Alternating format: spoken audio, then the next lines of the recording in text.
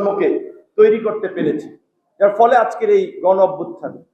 এই অভ্যুত্থানের মধ্যে দেখেছেন যে কিছু আইকনিক ঘটনা, যেমন 16ই জুলাই আবু সাইদের মৃত্যুকে যেমন আমাদের গোটা দেশের মানুষকে তাড়িত করেছিল, আবার আন্দোলনের ডেটটা মানে তারেক ভাইদের ভূমিকা দেখেছেন এপিসির উপরে উঠে মানে সাহসের বহিঃপ্রকাশ।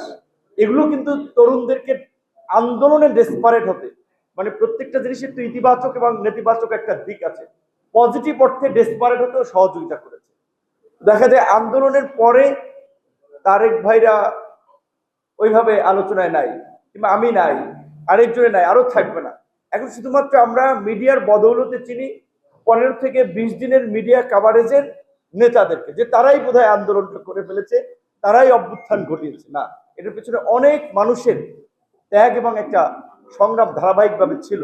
তো এখন আগামীর বাংলাদেশ বিনির্মাণ করার জন্য সেই মানুষগুলোকে আবার চেষ্টা চালিয়ে যেতে হবে। আজকের যে আলোচনা, গণ অভ্যুত্থান পরবর্তী বাংলাদেশের গণতান্ত্রিক উত্তরণের আমাদের করণীয়।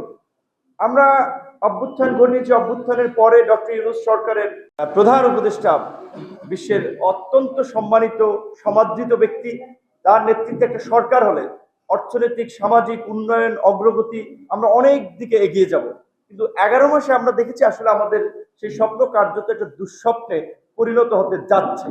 সেই জায়গা থেকে এখন যা হয়েছে তো হয়েছে, এখন আসলে আমাদের একটা গণতান্ত্রিক প্রক্রিয়ার দিকে যত দেরি হবে, এই ড্যামেজটা তত বেশি হবে এবং কন্ট্রোলের বাইরে চলে যাবে।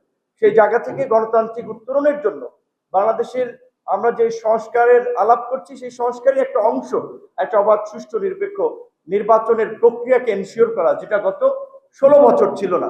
আর এই নির্বাচনের প্রক্রিয়াটা না থাকার ফলে, জনগণের ভোটাধিকার না থাকার ফলেই কিন্তু এই ফ্যাসিবাদ তৈরি হয়েছিল।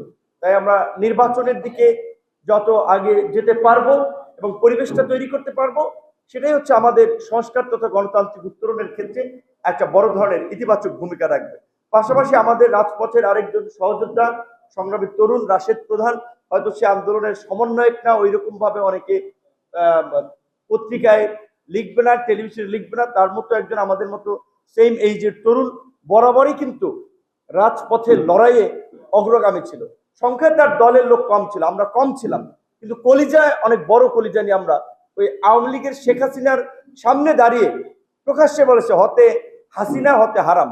যেভাবে 24-এর নির্বাচনের পরে আমরা এক দফার আন্দোলন, এক দফা হঠাৎ করে ঘটে থাকে, এক দফা তো 22 সালেই যুগপৎ আন্দোলনের মধ্যে দিয়ে আমরা পরিষ্কারভাবেই বলেছিলাম যে এই গণতন্ত্র হত্যাকারী ঘাতক সরকারের পদত্যাগ, অবাধ সুষ্ঠু নিরপেক্ষ নির্বাচনের দাবিতে, নির্বাচনের এক দফা দাবিতে যুগপৎ আন্দোলন। সুতরাং সেই এক দফা আন্দোলন থেকে শুরু করে সমস্ত আন্দোলনের রাশেদ প্রধানদেরও ভূমিকা ছিল, তারা নিবন্ধন ফিরে পেয়েছে, আমরা অভিনন্দন জানাই। আগামীর বাংলাদেশ আমরা একসাথে গড়ে তুলবো, সেই প্রত্যাশা রইল। ধন্যবাদ।